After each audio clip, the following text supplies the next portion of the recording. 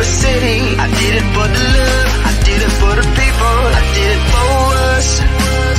Back on this rap-ish, I ain't even broke a sweat, homie, this practice. Pondering my next move, staring at my track list, hope I ain't miss my window. Praying like a Baptist, Seattle's own, tired of this Game of Thrones. They made a list of the best rappers and guess who wasn't on? While the disrespect continues, I'm steady packing these venues. Guess if you ain't at the table, you on the menu, and I'm that spitter, baby. They don't want you to see, but everybody south of Capitol Hill's rocking with me. Boys smoke the trays and ponder getting their life together. I'm comfortable with my role, so I'm like, whatever. Me, I ain't got a job, but I work hard. And you don't work hard, but you got a job. The irony is I'm judged while you feel the applause. I'm slept on, that's why I had to set this alarm. My dude is armed, I'm armed with this arm charm. Body banging like she got that cream from Barry Bonds. Yeah. I did it for the city, I did it for the love, I did it for the people, I did it for us. That Dre season is here, a real hitter with a mic, I'm everything that they fear. With that hood ain't the same, I was all on their ass, I'm level-headed. So yo, my dudes love when I spaz, and I'm so over Seattle's passive-aggressive attitude. They don't call you back, what they really saying is F you. While I'm from the same place, I move at a different pace. I prefer if you just said it to my face, damn, I did it. I did it for the city, I did it for the love, I did it for the people, I did it for us. Average dudes with they average spit, writing average rhymes, knocking average chicks. The closer I get, I can feel the people starting to shift. I'm loyal to a fault, and everybody can't come with. Rap's a rich man's game, I'm only playing with change. They bang models and singers, I'm knocking my old flame, I'm different.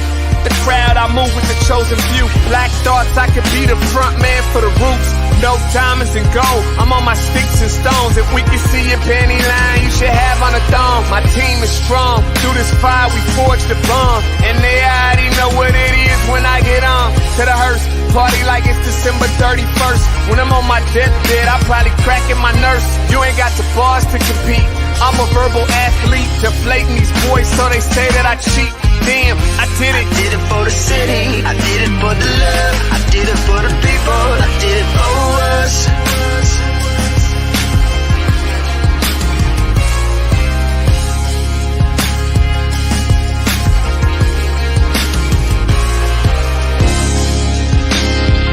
Yeah. I should probably start by apologizing for the long wait, man. You know, I know I be tripping. But I'm not just a rapper, I'm an artist. And, you know, my creative process is a little bit different than most. Nonetheless, I want to welcome everybody out to the Dre's Experience. I got TCF in the building. My whole camp's here with me. I got the band in here laying this cool-ass vibe. And I'm Seattle's own. Let's get into it. I just wanna live. God protect me. I just wanna live. I just wanna live. Welcome, everybody. Happy Tuesday to you out there. Welcome to the Morning Update Show. I am your co-host, Trey Holiday, and today is a very special episode. Let me bring in my co-host, Big O. What's up, Big O? Trey Holiday, how are you? I'm doing all right. How are you this morning? Man, I'm okay considering. Did a lot of different interviews over the last one day. Was on KOW this morning. Did a nice segment there. But man, 1 year ago today, the murder of George Floyd, the slow motion, 9 minutes and 29 seconds, this crime against humanity really impacted the world and awoke a lot of people here in America as to what's going on, especially as far as our community and policing and the relationship between it. Yeah, absolutely. I mean, just such an igniting factor for, folks utilizing their voices. As you were telling folks before any of that happened, to take their stake back in this country. And honestly, what a whirlwind really it's been for so many of us, man. Definitely, it has been. We're gonna jump into our discussion here this morning, kind of looking back at the last year. But also today, well, man, let me start everything correct. I'm a bit thrown off here, all this stuff this morning. First of all, I want to welcome you to the Morning Update Show and remind you right now is the perfect opportunity to tag and share the stream. Go ahead and tag and share the stream with people who you feel could appreciate culturally relevant news and information emanating from right here in the Emerald City. Want to give a big shout out to our partners over at the South Seattle Emerald and KBCS 91.3 out there at Bellevue College. Also, want to remind everybody that the Morning Update Show, you can catch each broadcast a few hours off air anywhere that you listen to podcasts. I see they threw up the SoundCloud right there. So we're available on SoundCloud, on iTunes, on Google, Spotify, anywhere where you listen to podcasts. You can check us out. Just look for Converge Media Network, right? We got some guests in the building with us today. We're joined by Shakiah Danielson, who is creative director over part of Seattle Theater Group, STG's Elevate. And you might remember last week that we played a clip from the Elevate production. It's premiering on June 16th at 6:30 p.m. We're joined Mark Anthony. We've been talking about how Seattle's going to commemorate the protest. Mark Anthony's doing something around CHOP, so we're going to talk to him about it. And we're joined by ProofNThePlay. Yeah. I asked Proof. Maybe Proof knows what's going on with my Mariners. Hopefully he can shine some light. Right. So ProofNThePlay will be here as well. But yeah, it's been when people have been asking me, it's like, man, what's changed, right, since the murder of George Floyd, and what hasn't changed.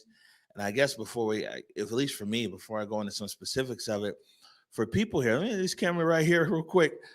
For people that watch the Morning Update Show now, I'm going to tell you one thing that changed after the murder of George Floyd. Like, you would have loved this show. The old Morning Update Show was an amazing show. And to be honest with you, we didn't broadcast it on Converge platform. It was only on neighborhood platforms, like, the Central District and South Bay, Africa Towns platform, and the Emeralds platform, and everything else. And it was really like, sitting with the community every morning, drinking coffee or whatever. It wasn't so much of just bad news video. Like, we were covering COVID and everything, but like George Floyd. The murder of George Floyd changed the trajectory of our programming and the Morning Update Show. And it was crazy because, like I said, we didn't even put the Morning Update Show on the Converge platform. And, and it's good that we did, but it's bad because when it was just our neighbors, man, and everything, it was such a positive environment every day. And once we put this Morning Update Show and we opened it up to the general public, that's when you get... This show it ain't like I missed the good old days of the Morning Update Show. Well, yeah, we had our format, right, where we would do local stuff. We always brought COVID resources because that was so confusing to so many in our community. And so it was, about COVID resources and what folks were doing, how they were staying resilient through COVID, but also just to be able to cover, local stories, then some national stories and international. It was very much, a different setup. And then we got into the trenches. Yeah, it's the murder of George Floyd kind of turned the Morning Update Show into an information show about, hey, this is what's going on community, what's going on COVID, into a news show. And people should know that it's like, we never intended for this show to be what it is. We never even intended to still be on air. The Morning Update Show was a pop-up show. It was supposed to last for like 2 months because that's when the president at the time said, hey, this COVID, it'll be gone in 2 months. We're like, yeah, we can do a live show for 2 months. We never even intended to still even be on air, which is crazy when we think about it. But Trey Holiday, let's start with you. We talk about the murder of George Floyd, maybe even here locally or regionally, nationally. What's changed? Well, I think one of the things that I'm really seeing, honestly, is people being more and more engaged, people being aware of these things, people utilizing their voices to kind of speak up against certain injustices, but also to speak towards the America they want to see. And so much of it is about these amazing solutions that we see in our community. It is about folks being able to be innovative, bringing their ideas to certain tables, creating new tables, making space for those who have really been kind of voiceless in a certain way when it comes to how policy or legislation is formed. I think that there's so many, to be honest, positive benefits, right? I mean, when we think about the tragedy of George Floyd's death, there is nothing that will bring George Floyd's life back for his family members, obviously. But the fact that we can take this moment in American history to start changing the trajectory of where we're going as a nation. I think, to me, that's one of the things that really gives me hope when I think about the future of what we can be. And, I tell folks all the time, in order for us to really have the America that we all dream of, the real American dream, in order for us to actualize it, it takes all of us. And I think that we almost needed something to wake us up out of our complacency, out of our apathy, to really begin to see that it's on us to make these changes. Yeah, I can dig it. Remember what I was just saying, and I'll respond here. I was just in the comments here over the break, and this is what happened. You know what I'm saying? You should see these comments here. George Floyd was a piece of shit. All this stuff in the comments. People don't understand. We made this show. I'm glad that like Seattle watches this show and the Northwest, and we're thankful for our viewers here and all over. But man, just remember, we didn't make this show to be a service from anything or anybody but the people in our neighborhood. And you can tell, like our early broadcasts, where we distributed this show. That's why we didn't distribute it out to the public, because really, you're not our target audience. You'll never be our target audience. And if you in the comments think George Floyd got what he deserved, man, go take your ass somewhere. You know what I'm saying? You got plenty of platforms to go to. You ain't got to be here. That's true. It's That's true. what I wish we could take this show back. We might just need to do another show just for our neighborhood on our private broadcast. You know what I'm saying? Because I really liked when it was just us. It was, like I said, it was like drinking coffee every morning with the people in the neighborhood. Man, it's a lot of negativity out there. We'll keep the public platform for these people who aren't interested in the value of Black lives or in our community. And I would say that, like, man, some of the biggest changes. Nationally, we'll see. They're the one Black Republican senator, same one who said that, there's no such thing as racism existed in America. But anyway, he's in conversation with Senator Booker. I mean, it's DC. Yeah. Right. We'll see. But keeping it right here to Seattle, I mean, I think one of the biggest things is, and all the people that I came across and everything else, was that there were so many people. It was almost like a second Rodney King. And like a lot of Black people are sitting here like, yeah, this just really happens. But I remember it wasn't until the Rodney King tape came out that people even believed that police brutality existed. Yeah. They were like, oh, yeah, you guys are lying. The police wouldn't do that. They're like, nah, like really, like police, beat me up. No, they wouldn't. And Rodney King was like, whoa. And so it's a whole like generation later where you see like, this awakening of so many people being like, yo, this happens or this still happens.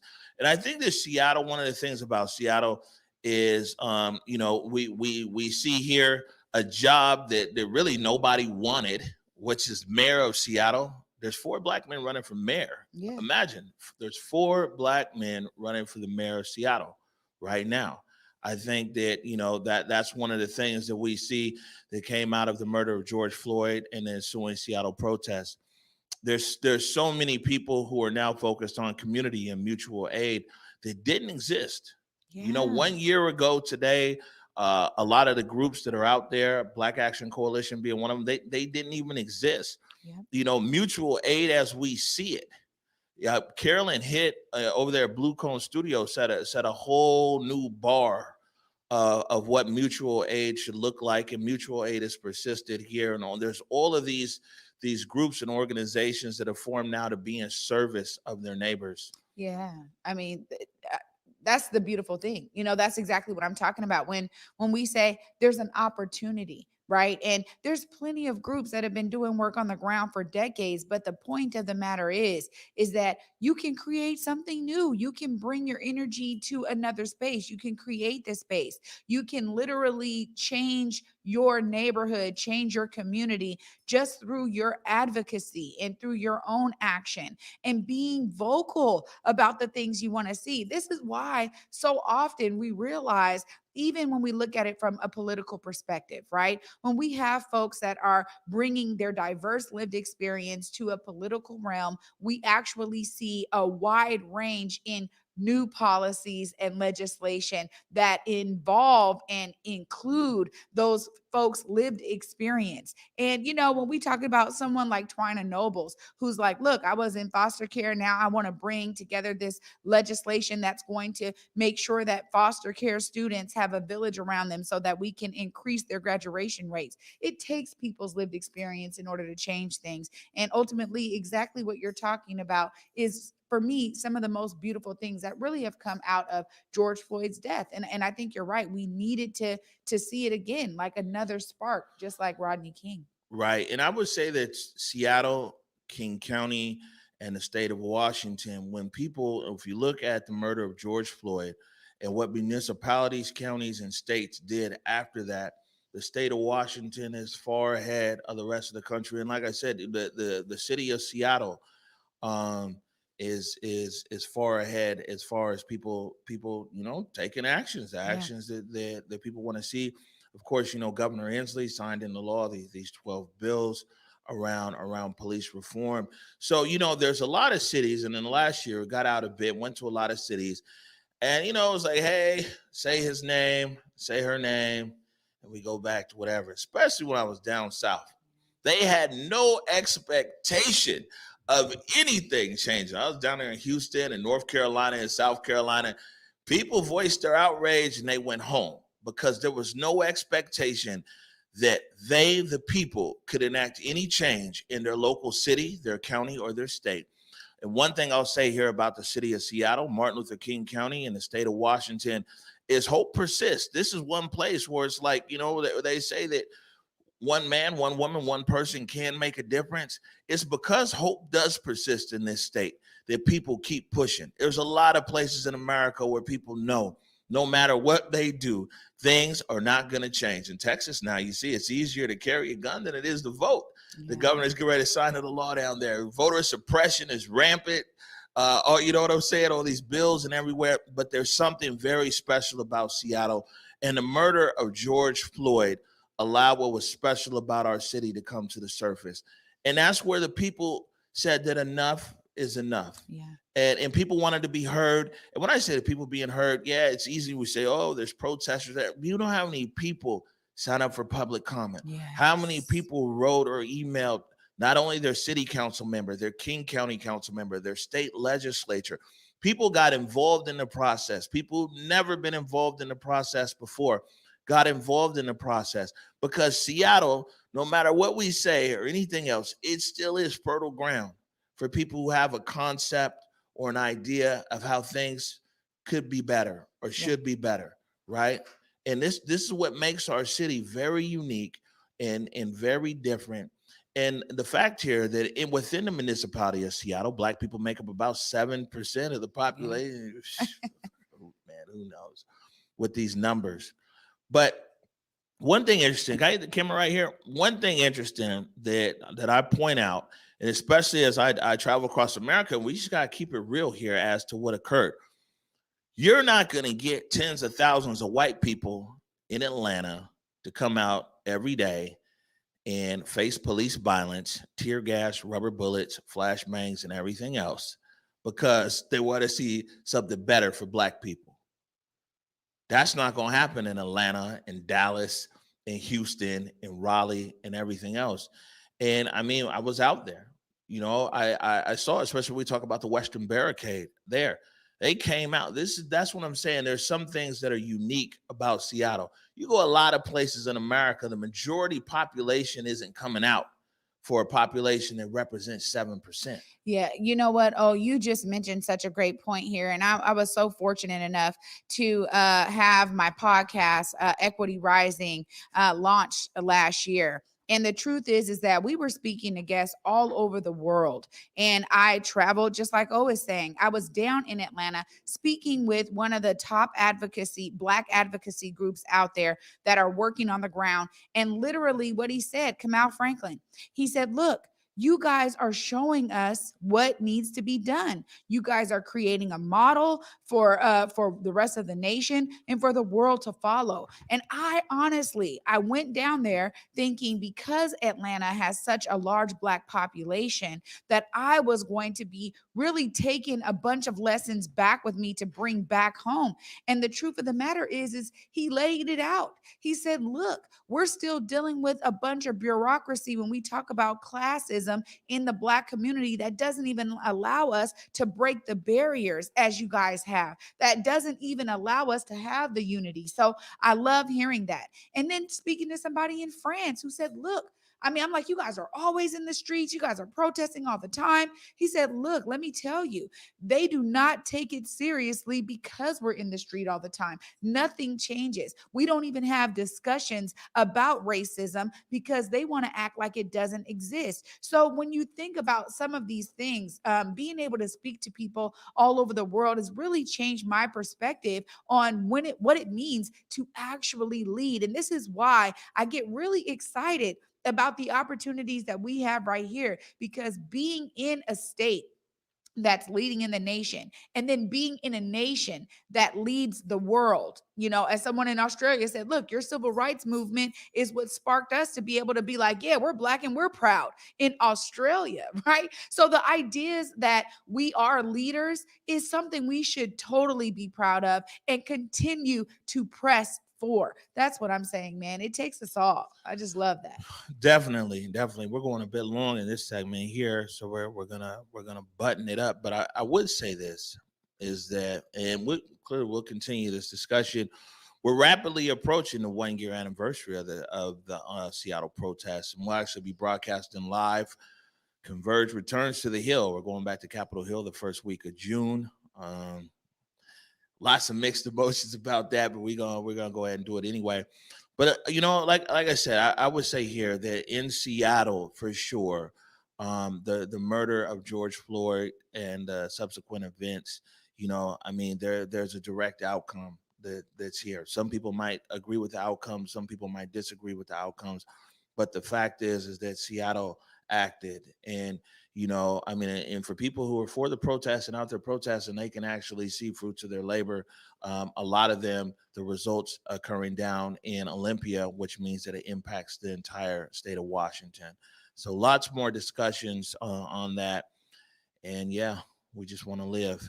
I got a handcrafted motion graphic right here. It looks like next up, we got Shakiah Danielson, creative director from Seattle Theater Group's Elevate program. I mean, I'm gonna scoot off the set here to make room for Shakiah, and you got this interview all to yourself. You're watching the Morning Update Show. Public Health, Seattle, King County, Zero Youth Detention, along with our partners from across the South King County region, are committed to reducing violence and creating the conditions needed for our neighborhoods to be safe and free of crime. Too often, the response to crime and violence has been a piecemeal approach with a program here and a program there. When family units collapse, schools fail to educate, the economy fails to produce jobs, and crime rises, we've looked to law enforcement and punitive measures to save us. Nothing could be more wrong or further from the truth. Law enforcement can't shoulder all the burden or take the rest of us off the hook. We are acknowledging the lived experiences of Black, Brown, and Indigenous communities. We are centering community as the experts who can effectively identify key issues related to systems, policies, and practices that impact children, families, and communities of color across this region. Those most impacted by the issues will help call out and identify the root causes, including structural and systemic factors. 150 residents will partner with King County to develop strategies, solutions, and an action plan that explicitly addresses system changes needed and eliminates barriers to access for Black, Brown, and Indigenous folks. These residents will also identify the criteria used to measure our collective success. Simply put, we need your help as we do the work needed to make King County the safest in this country. It will take specific commitments from all of us, community members, our young people, elders, and leaders from the sectors all across this region. Together, we will get this work done. Please click the link below and sign up for a work group. Or you can recommend a co-facilitator from community for each work group. We look forward to hearing your ideas, concerns, feedback, and solutions as we build a community where all our children can be happy, healthy, hopeful, safe, and thriving.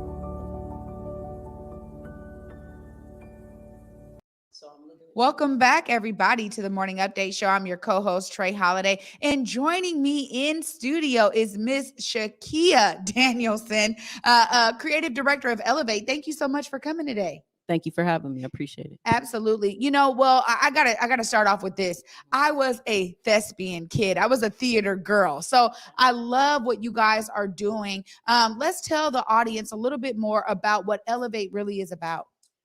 So Elevate is a spoken word program with its community-based Black and Brown voices.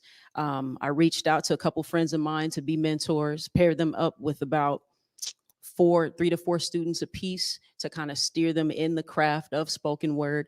And a lot of it is just, I mean, it's artistic, it's cathartic, and helping them kind of process this last year, this climate, you know, and then also challenge some of the language in, you know, maybe a larger organization's mission statement around wanting to include more Black and Brown voices and kind of holding that, you know, to the fire, making sure that that is what takes place. You know what I'm saying? So we, you know, I've been friends with Tia Nashay and, you know, Nakia Isabel and Aaron Reeder, Kyle, Danielson, who is also my brother, you know, but they're dope artists who are also actually active in the community. It's something that was meant to look exactly like this community. You should see faces that are familiar to you. You should see kids that are familiar to you. And yeah, just be a real, true, direct reflection of the community that would elevate, help us heal, help us get some of this stuff out. And a lot of these kids are seeing what's happening. They're trying to process the news just like everyone else. Yeah. You know, they can't vote yet. What are they supposed to do? You know, so It's kind of like a, you know. Well, I love the platform, to be honest with you. I mean, I think that, you know, for me, you know, when I talk about being a theater kid, you realize how healing, you know, creative arts really is. And especially when you're able to express yourself through art. A lot of times when we think about theater, we're thinking about, you know, doing plays or, you know what I mean? Not really writing your own stuff. But I was part of a theater troupe. We wrote our own stuff. We had a whole thing, Black and Blue Love. And it was literally pieces from us students at Garfield High. Shout out to Justin Emeka and Miss Felicia. You know, shout out to Miss Felicia. Yeah, come on. She's like, still, I just love her. She was the reason why I started acting. Saw her in 5th grade in theater doing her thing. And so, to be honest, she really inspired me. But the truth is that you need that. And so I love that you've paired these guys with mentors who are really, you know, honing in their own craft in their own right. I mean, I know Nakia, I know Tia. To be honest, I'm inspired by what they've done and how they stay plugged into community. Now, I know we have a clip that we want to showcase real quick. Let's go ahead and make sure people can see what they can expect a little bit from Elevate.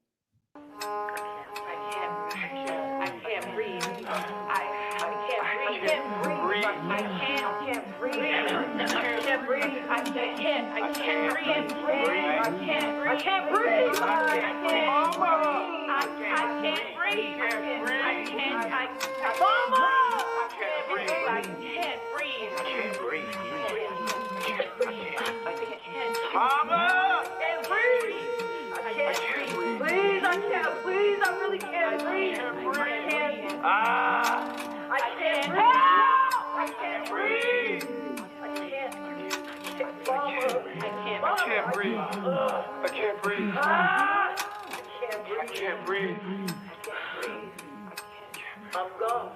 I'm gone. I'm gone.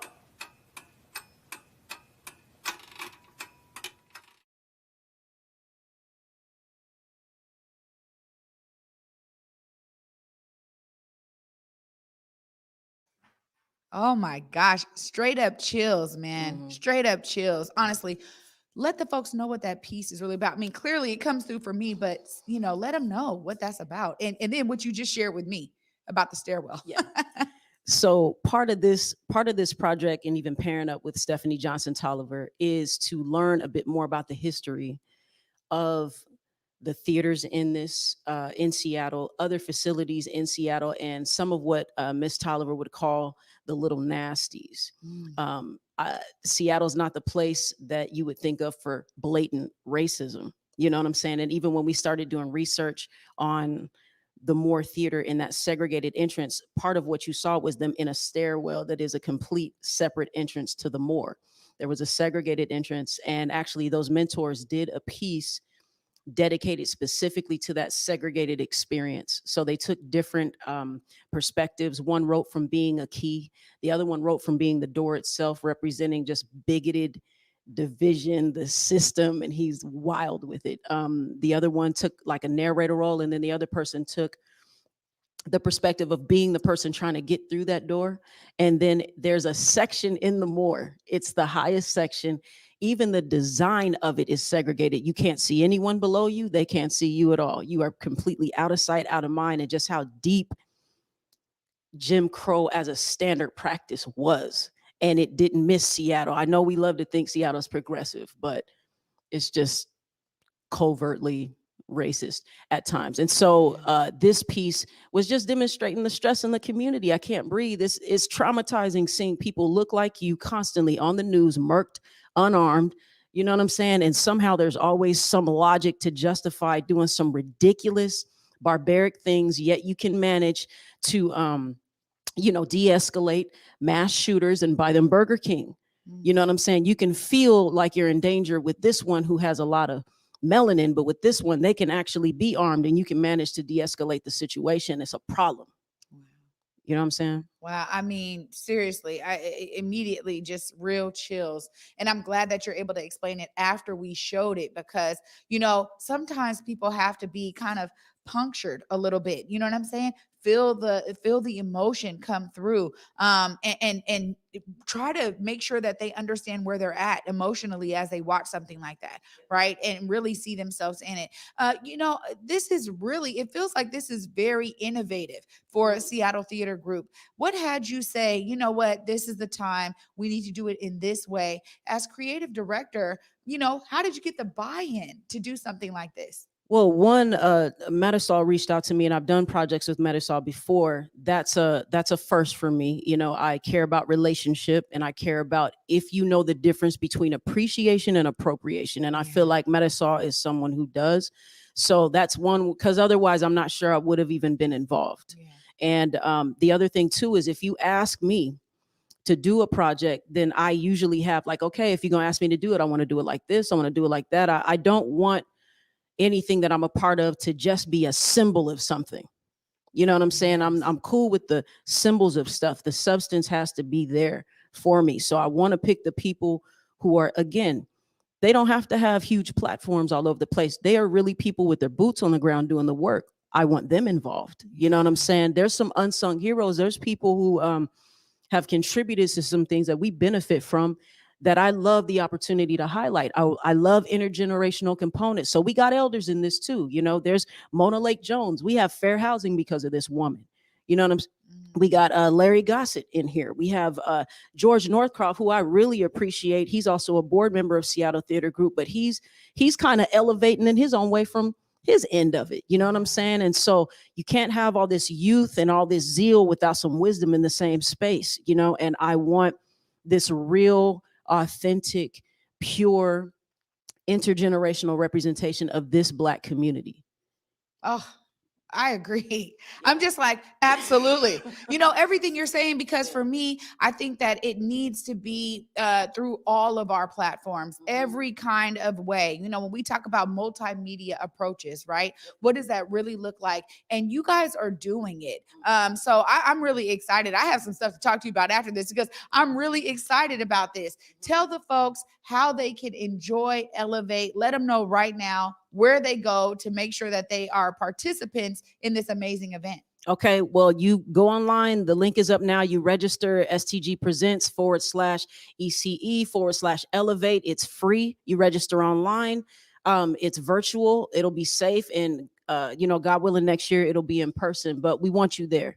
It's for you. We want you there.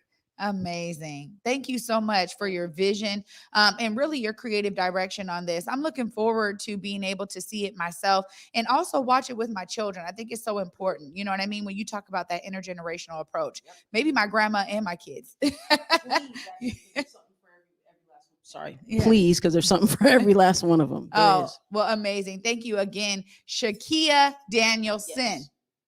Okay, I got it right. All right. Appreciate you so much for being here with us. You guys heard it right here. You guys have an opportunity to participate. Make sure that you guys check out Elevate. And I'm excited that you are here today. Stay tuned, you guys. We'll be right back after this short break. You're watching the Morning Update Show. Public Health, Seattle, King County, Zero Youth Detention, along with our partners from across the South King County region, are committed to reducing violence and creating the conditions needed for our neighborhoods to be safe and free of crime. Too often, the response to crime and violence has been a piecemeal approach with a program here and a program there.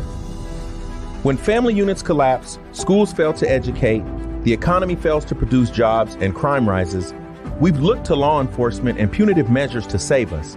Nothing could be more wrong or further from the truth. Law enforcement can't shoulder all the burden or take the rest of us off the hook. We are acknowledging the lived experiences of Black, Brown, and Indigenous communities. We are centering community as the experts who can effectively identify key issues related to systems, policies, and practices that impact children, families, and communities of color across this region. Those most impacted by the issues will help call out and identify the root causes, including structural and systemic factors. 150 residents will partner with King County to develop strategies, solutions, and an action plan that explicitly addresses system changes needed and eliminates barriers to access for Black, Brown, and Indigenous folks. These residents will also identify the criteria used to measure our collective success. Simply put, we need your help as we do the work needed to make King County the safest in this country. It will take specific commitments from all of us, community members, our young people, elders, and leaders from the sectors all across this region. Together, we will get this work done. Please click the link below and sign up for a work group. Or you can recommend a co-facilitator from community for each work group. We look forward to hearing your ideas, concerns, feedback, and solutions as we build a community where all our children can be happy, healthy, hopeful, safe, and thriving.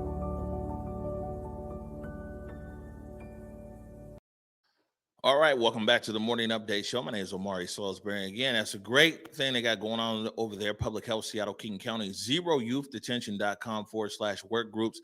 Want to invite you to go and check that out, man, and see how you can be part of the solution here, making safer communities and reducing gun violence across King County. All right, keeping the conversation moving here. I mentioned earlier, as we approach the 1-year anniversary of the Seattle protests, and then onward in the Chaz and Chop and some everything else we've been talking about, how should Seattle commemorate such a historic event which happened here in the city? Last week, we had Justin Carter from Capitol Hill Seattle blog on, and Justin talked about one of the things being proposed by Mark Anthony, which was an event there at on Capitol Hill at Cal Anderson Park. So I thought it's important for us to keep this conversation going and really getting feedback from Mark Anthony, but also other people out there in the community as to how we should commemorate the 1-year anniversary. So joining me now is Mark Anthony. Welcome to the Morning Update Show. Thank you, Omari. It's good to be here. Okay, so I'll let you pop it off here. You got an event coming up. You can first of all can tell people what it is, what it's about, and I guess the thought process behind it. Yeah, so I know you guys were talking about it last week. Basically, our original plan was to have a CHOP anniversary that also celebrates the holiday Juneteenth. Now, with the holiday Juneteenth, a lot of people celebrate it on June 19th, but I think it's important that we also recognize that not all slaves were freed after the end of the Civil War on June 19th. It actually took a long time for the Union Army to move south and basically take over the southern states and force the slave owners to release people. So, Juneteenth, it was supposed to be originally an ambiguous name for the dates throughout the week that it took people to be freed. So my goal was to create another opportunity for people to come out and support of Black culture and support of Black history and support of the civil rights movement, to also support this holiday so that we could create a positive image. And I wanted to bring back a lot of the same positive things from CHOP, which I and a lot of people agree were the arts. I wanted to bring back painting, wanted to bring back speakers, wanted to bring back the culinary arts, music, all kind of different things. So, that's our goal for the event. I have had a lot of difficulties trying to plan this. We're in the middle of a pandemic right now. A month ago, we were talking about going back to phase 2. It would be really hard to hold this event if we were going to phase 2. So we found out a month ago we're not going to be going backwards. We're going to be, possibly looking to open up by the end of July or the start of July or something like that. So that's definitely opened up some possibilities. I wanted to get the street where the Black Lives Matters mural is painted in Seattle. I wanted to get that street blocked off so that we could allow artists to perform on top of a stage on that street, and and also at the same time increase the maximum capacity. With phase 3, the maximum capacity is 400 at a gathering. If it would have went down to phase 2, it would have only been 200. So this is my first time ever doing an event, especially one of this scale, one during a pandemic. It's definitely been a learning process, but we're making it come together. All right, so a few things, but before got a bunch of questions, as you know, right? But before I jump into the questions, because you said we, so who is we? The Chop Art nonprofit. Okay, and that's a whole nother question right there, about this chop art. But there is a sizable element. I say sizable because I'm in touch with some of everybody who's out there. I mean, from people like you. We did something with TK last week. I talked to the artists all the time, and talked to Carolyn Hitt. I talked to a lot of people. There's a lot of pushback from quite a few people about this event, about the nature. I know it's now more of you said a Juneteenth celebration. There's a connotation in that as well. Of course, Lorenzo Anderson Jr. was murdered the evening of Juneteenth up there right on the other side of CHOP. I would say, what kind of support? Let me flip the question. Outside of your group, the CHOP Art Group, what other support are you getting from people who were involved in CHOP 1 year ago? Mainly just emotional support. I'm not out here asking for money. I'm not. Nobody here knows my Well, cash let me app or rephrase. anything As like far that. as there's different people and groups and organizations that were involved in CHOP last year, are people jumping on board as far as your vision of it? Are you hearing people want to do their own vision and go do some things? Like, what's happening? Well, I've actually reached out to a number of the people that I worked with at CHOP last year, and so far they've all been on board, wanting to come in and speak at the event. As far as these other groups that have taken, more of a stand after CHOP and even outside of CHOP, I don't really work with those groups, to be honest with you. You've never seen me dressed up in Black Bloc. I told you the first day I saw Black Bloc, I remember I was on one of your live streams and you asked me what I thought about that. I said right into the camera, it's terrible. It's awful. I've lived in Seattle my entire life. I am not going to condone people coming out, attacking people in the streets, damaging businesses.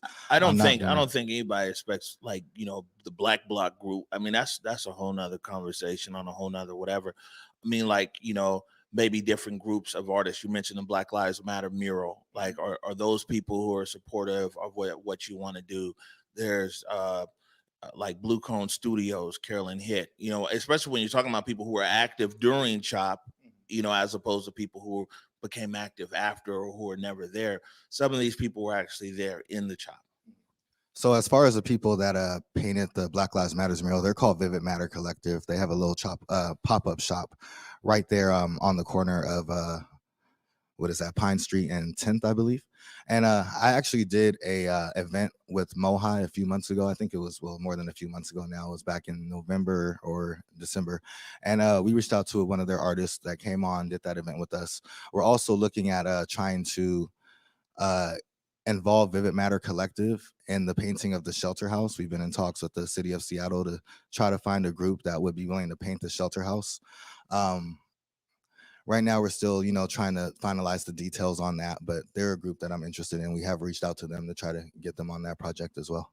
All right. Now, I would be remiss to have you here, and I know that I would assume you know this question is coming to you about this chop art. It's funny because the only video if somebody ever find that is not me, like, you know, yelling because a flashbang went off for gas or something, the only video somebody finds me going off the whole 30 days I was there is when that art, we rolled up and someone was de-installing the art, and I went off because you're right.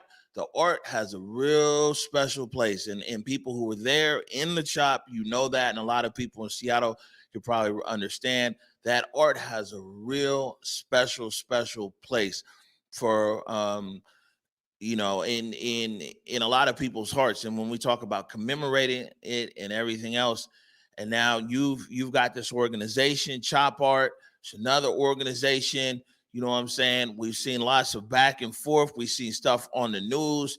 The police called, lawsuits, man. I mean, there's a lot of artists who painted this art. Some of them are anonymous. Some of them are known. Some of them are famous, like Henry. Man, what's the story with this art? And then what made you, as someone who's out there now, be like, okay, well, man, art is where it's at? And now I will say it's not in the last few weeks you've been on this art. You've been on this art for a while. But, like, you know, where did that come from? What's the status of the art right now? Is the art going back, you know, to the artist, or like what's happening? So let me start from the beginning. The focus of the art started back during CHOP when we had that meeting with the mayor.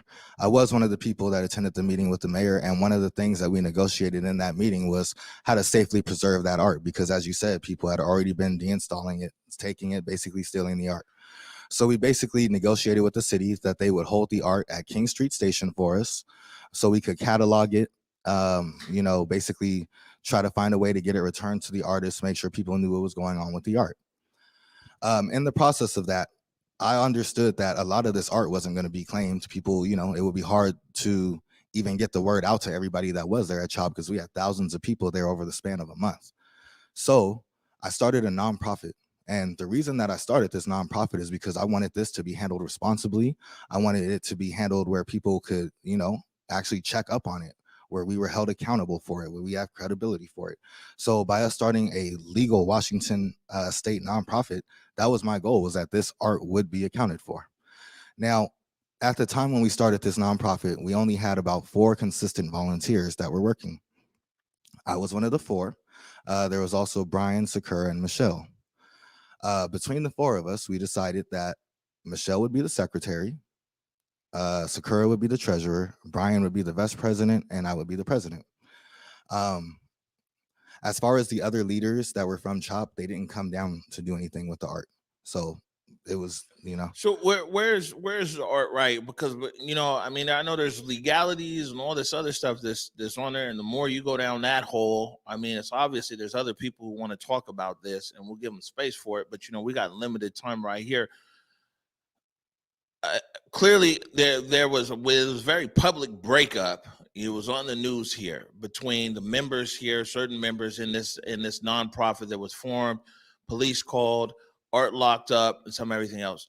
Where is this art right now? What is the plan as far as the art, where that you do know the artist to give back to the artist if they want it? And what's the plan for the art that's not claimed? So our plan as a nonprofit has always been to give the art back to the artist if they ask for it. We wanted to make sure that artists knew how to reach out to us, contact us. The issue is that our former treasurer wasn't posting anything on our social media. She had access to all of our social media accounts. She wasn't turning in donations.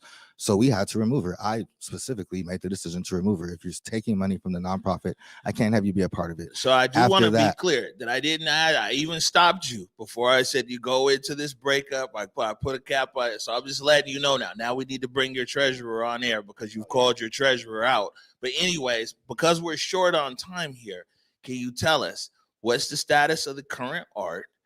What's up with the art that's known? What's up with the art that's anonymous?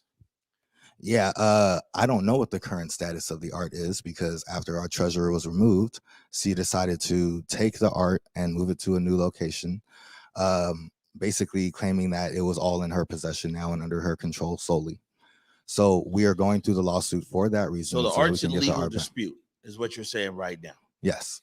So long story short, because we have to keep it short, we're live here. We're actually over on this segment, and then we'll come back to this event here. Is that the art? Hello, there you go. So what you're saying is that the art that was there in the chop, through one way or another, it's caught up in legalities, and so it's so then when and we'll leave that there for now. But I got a lot of thoughts on that. We don't have enough time. We're gonna have to talk again, definitely about this chop art. And I remember, like I said, we were out there. It was a few times, like us. Jake Graff brought a lot of people. Eric Calligraphy, man. I mean, just people stealing. People would come out there late night and steal art, and you see it on eBay and this and that. And then different groups would try to install the art. And like we physically got involved out there around this art. I feel my own attachment to this art, and so, but we'll discuss that. Back to this event. I know initially what the initial concept and even the initial wording that was out there, and when we talked to Justin Carter, was block party. I was real taken back by that. I'll be honest. I'm sure you saw the clip. And I said then that I could see how some people might have came out there for a few hours. They might have painted, like listened to music, had this food, hung out or whatever, and went home. And they got a different view of people than people who were literally there from June 1st to July 1st. And we definitely saw a lot of amazing things, but we also was traumatized by quite a few things there. Is it still being considered a block party, or is this why you're saying now it's more of a Juneteenth celebration? Well, actually, I was kind of taken aback on the last interview too, because the Juneteenth celebration was on the flyer and nobody mentioned it. I mean, we put the graphic on the graphic on the screen. The graphic was we on didn't there. Cut anything. The graphic was on there, but nobody mentioned the Juneteenth celebration. You guys highlighted the chop block party part. Well, that's because those were the the biggest. Highlight, that's because the font was very big. Chop block party. Now somewhere in there, if it said Juneteenth, then yeah, that's our oversight. But it was very large. So as I mentioned, the stuff that I had programmed for the event were things like live music, like painting, like community discussion, like food, culinary arts. So it's a celebration of Juneteenth. Essentially, it is a block party. Now, to be honest with you guys, that wasn't the same way that I portrayed it to the city. It was more so a chop anniversary. But the city has informed me that they don't want to fund anything that's going to have the word chop on it, basically because they're getting sued for billions of dollars. Well, it's not even that. Like literally, there's billions of dollars of lawsuits on the city. I understand that, but they're considering it more so a First Amendment event. If I was to hold it under chop specifically, it wasn't anything to do with the block party wording.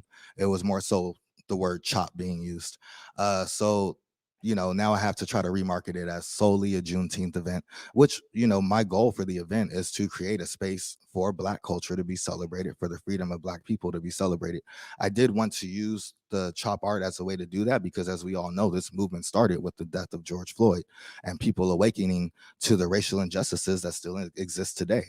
And, I also want to try to refocus that message because we need to understand that Black lives are the ones that are most at risk. I am completely for feeding the poor. I am completely for LGBTQ rights. I am completely for women's rights, but women aren't being genocided. LGBTQs are not being genocided. The difference is, if you look up the word definition, the definition according to the United Nations, of genocide is defined 5 ways, and Africans Americans today are still being genocided by every definition of the word. That doesn't hold the same when you're looking at these other groups. So I understand that the reason that Seattle is special is because we have so many people here that understand what injustice looks like. We understand what inequality looks like. And it takes a good person to stand up against equality, against inequality anywhere that you see it. But I also, I'm a graduate from the University of Washington in history. I've studied my history. I know that throughout history, Black people have consistently been skipped over when it comes to getting our civil rights. Even Dr. Umar Johnson was on the Breakfast Club like a couple of weeks ago talking about how some of these groups that are trying to latch onto this movement and get their own issues put above those of the Black Lives Matters movement, they're in a way continuing white supremacy. They're in a way using their privilege. So, but all right, and we don't have time for this. We gotta wrap it up. But I mean, I hear you say, you're like, man, women aren't being genocided, was the term you use. LGBTQ not genocided. I would say that, you know, one of the biggest issues we're facing right here is missing and murdered Indigenous women. I would say that, you know, clearly our Black trans, you know what I'm saying? There's so, you know, that's a broad brush to be kind of painting with what you paint with. Look right at which there. words you started with, though. You started with Indigenous. They've been their people have literally been genocided. It's hard to find an Indigenous person. I just want to make you sure say Black LGBTQs, but what's the word that comes first? Because it's not white LGBTQs that are being treated the same. That you know what I'm saying? We're putting these things out. If we don't say it, it leaves it open for assumption. Like I said, I got to let you run here, but I'm gonna give you an opportunity to let people know if they want to know more about the event. Yeah. So basically, if you guys would like to follow us, follow the official Chop Art on all social media platforms. You can follow me directly. I'm Mark Anthony Chop, or you can find me Mark Anthony on Facebook. For this event, once again, we want a positive event that celebrates Black culture, that celebrates equality for all, that celebrates the freedom for all people, regardless of race, regardless of gender, regardless of religion, regardless of any of the things that separates us from one human being to another. I am for equality for all, and what that means is that you should not be judged by your gender, you should not be judged by your sexual orientation, you should not be judged by your race. You should be judged on your character from the inside and the actions and the deeds that you do. So once again, I would hope that people would come out to support this event. We're trying to make it something positive that supports equality for all. And the reason that we're starting with Black people first is because Black people are the ones that are most at risk. When we are talking about forming a fist, we need everybody to be united on this fist for every single punch. We can't have one group focused on this, one group focused on that, one group focused on that. We need to all be focused on equality for all. And we need to start with the ones that are most at risk. If you try to punch with just one finger, you're not doing much damage. Try to punch with two, still not doing much damage. You got to form that full fist. You know, we're eating up the clock over here. You know what I'm saying? I got to pay my parking ticket. You know what I'm saying? All right. So man, we'll let you get out. Mark Anthony, thanks for joining us. And you guys there in the comments, we've been talking about how do you think the city of Seattle should commemorate the Seattle protests and the CHOP. So, man, we'd love to hear your thoughts. Go ahead and put those in the comments. We're going to take a break right now. Looks like break one over there, Mr. Director. And when we come back, we got proof in the play because I'm trying to figure out what's going on with my Mariners. You're watching the Morning Update Show. I did it for the city. I did it for the love. I did it for the people. I did it for us. Back on this rap-ish, I ain't even broke a sweat, homie, this practice. Pondering my next move, staring at my track list, hope I ain't miss my window. Praying like a Baptist, Seattle's own, tired of this Game of Thrones. They made a list of the best rappers and guess who wasn't on? While the disrespect continues, I'm steady packing these venues.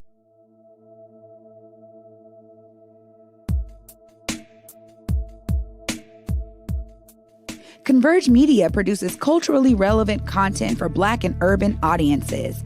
Our coverage is raw, transparent, and objective, praised by community leaders, government officials, and residents. Support Converge Media today via Venmo, Cash App, or PayPal at Converge Media.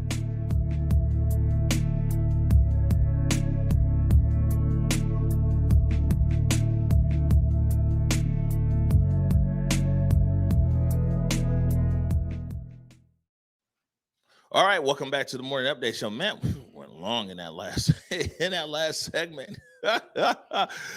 But man, I'd ask you to come in, Proof. But we go wide right here. We got Proof in the play. What's happening, y'all? How y'all feel? Here on the set, and I know I got a handcrafted motion graphic over there. I didn't see you guys play it earlier, man. You know, I work hard on these. There it is. Ooh, look at me, boy. Proof. I got stunner shades on Look right at there. it. And it says photographer because you do so many things. I ran out of space on the description, but we know you in here, and I hate to use the term, but you know this, you throw it out there. It's like the hood ESPN.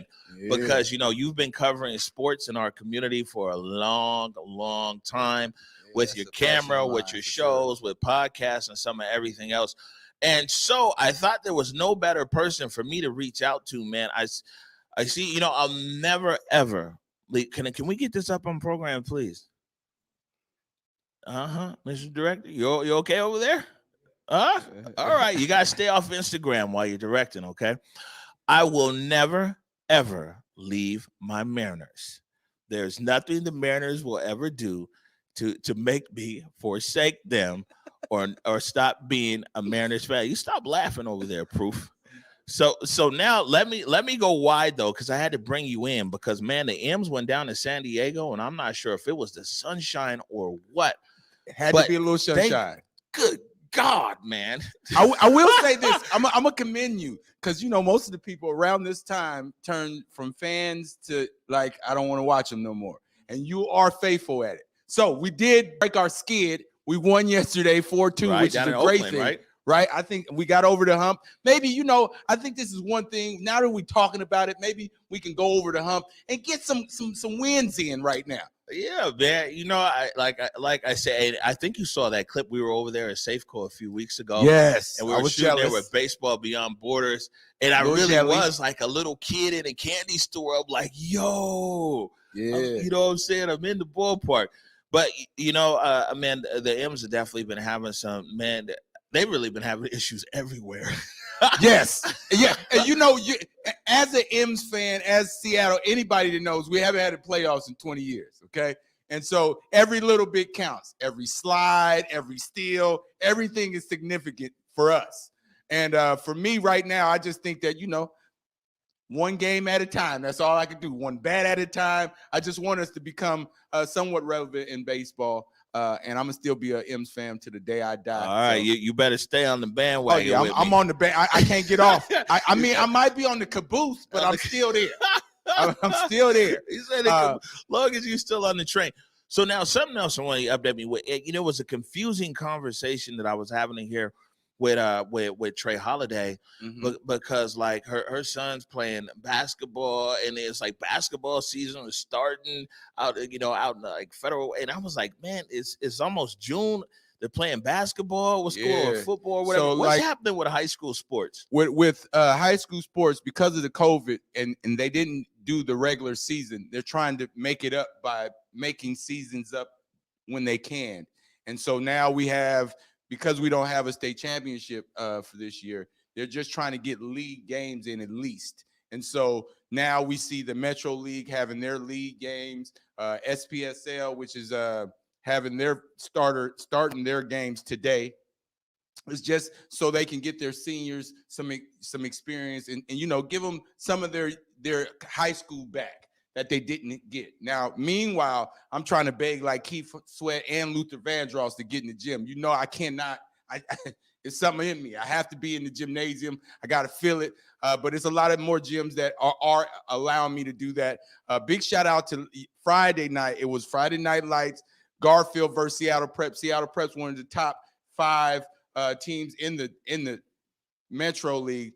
Double overtime. Garfield won. So that should be another good look for you. Garfield winning. Of course it is. Hey, come on, man.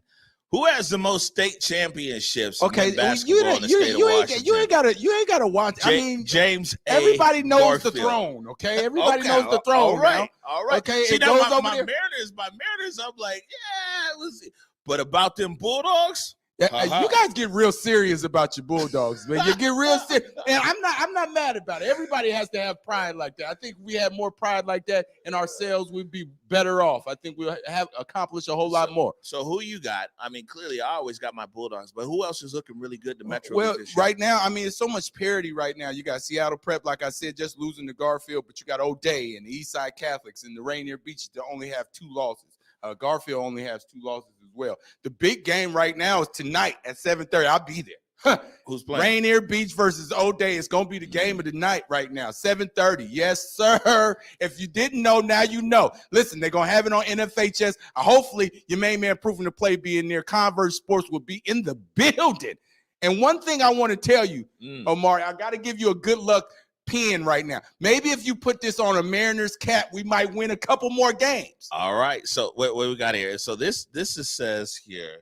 Let me put this up. Yeah, just put it on up. Proof in the play. Come on now. And so you got my promise down. You know, I'm putting this on. I mean, you got abundance of hats. That's what I'm saying. But baseball is all about superstition and stuff. Yes. So it's the one pin that you might move to every hat as opposed to 20. Come on, man. We got to get our wins in. You see what I'm saying? So we ain't been in the playoffs in 20 years. We got to make it happen around here. Listen, if me putting the pin on my hat's gonna help these Mariners, I'm down for whatever needs to happen. Well, you know what? I'll start wearing the Mariners hat if that be the case. Whatever superstition we got to have, I need to get in the playoffs. We need you to cut the shag. Okay, I don't know, man. The shag is, I mean, I'm bringing it back. I mean, it's wavy up top, and then you just got a little bit of wild, and it's business right here. Wild child in the back. That's all you got to do. It's a party back there. At least you got some business. Okay, yeah, okay, all right, yeah, I got, yeah. We ain't gonna go there. It's all right. A big old got his thing going on. Okay, he's the big old for a reason. Maybe because he don't sleep, and maybe he's losing hair a little bit because he don't sleep. I mean, he's working very hard. I really appreciate your hard work because it always rubs off on others. Even if they're not sitting in the building, they know how much work and dedication you actually put in. So. Hey, man. Appreciate that. Well, I appreciate you. Before we let you go, how can people keep up with Proof in the Play? Well, I mean, you can always look at me on Instagram, Facebook at Proof in the Play.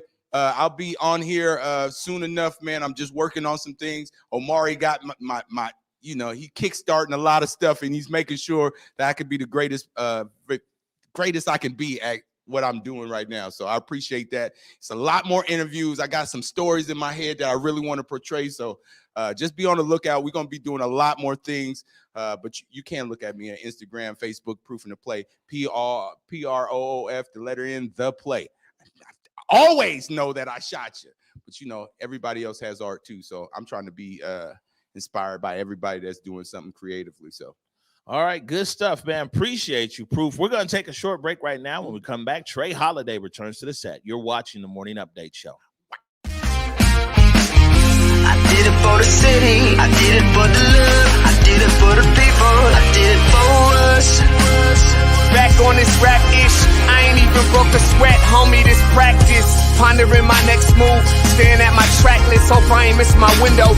Praying like a Baptist. Seattle's own. Tired of this Game of Thrones. They made a list of the best rappers, and guess who wasn't on? While the disrespect continues, I'm steady packing these venues.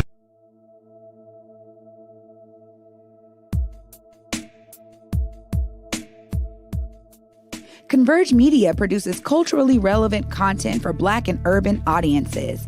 Our coverage is raw, transparent, and objective, praised by community leaders, government officials, and residents. Support Converge Media today via Venmo, Cash App, or PayPal at Converge Media.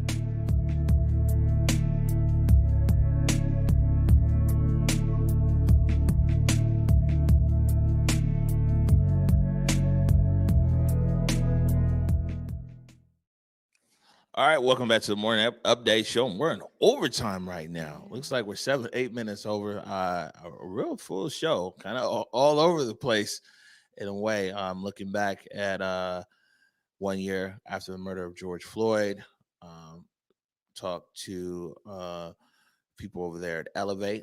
This looks like it's going to be a real good program on June 16th. Mark Anthony about Chop anniversary and Proof in the Play. Always comes he with the gave me energy. he gave me a pin for my hat though. You believe me? I'm gonna wear anything that can help these Mariners. Want to play this clip right here though? Somehow it didn't make it in yesterday, but I saw this on Pamela Yasutaki's Facebook page and was like, "Wow, this right here is Northwest Tap Connection."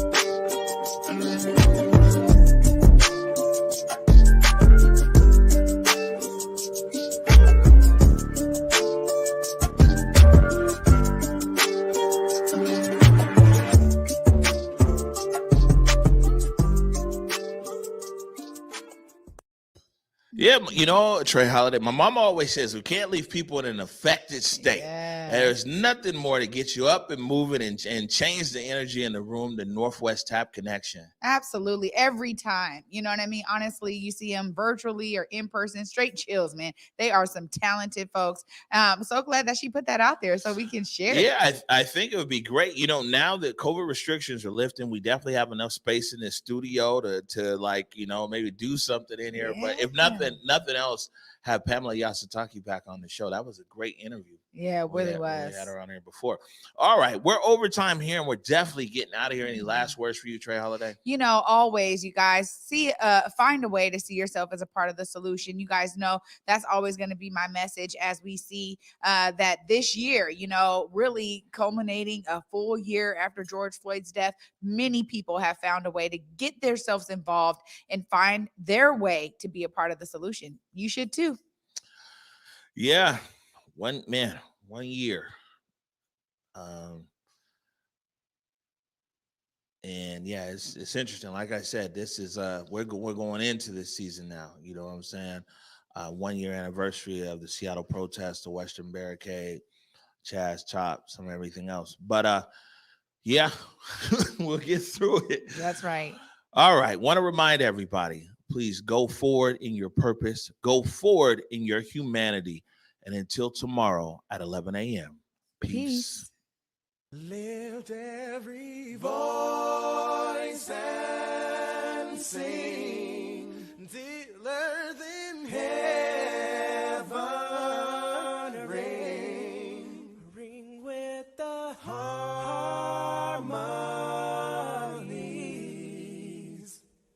of liberty. Let our rejoicing rise as the listening skies. Let it resound loud as the rolling sea.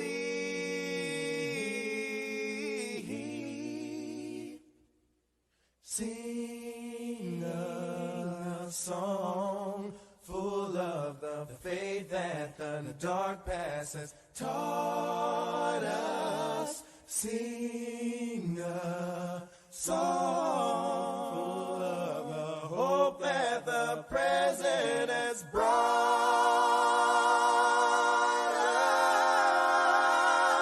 us.